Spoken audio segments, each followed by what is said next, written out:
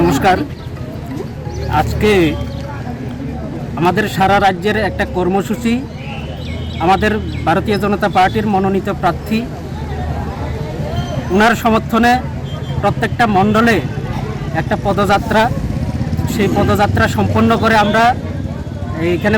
পথসভায় মিলিত হয়েছি এবং এই পথসভা থেকে আমাদের কার্যকর্তাদের মধ্যে একটা উচ্ছ্বাস আমরা দেখতে পেয়েছি যে আগামী 26শে এপ্রিল আমাদের পূর্ব ত্রিপুরা আসনের যে লোকসভা নির্বাচনটা হবে, এই লোকসভা নির্বাচনে ভারতীয় জনতা পার্টির মনোনীত প্রার্থীকে আমরা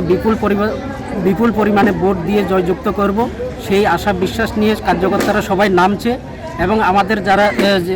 সঙ্গী হিসেবে যেই দল আমাদের সাথে রয়েছে তাদের কার্যকর্তাদেরও সাথে নিয়ে আমরা এগোবো। আগামী আমাদের লোকসভা নির্বাচনের পরে আমরা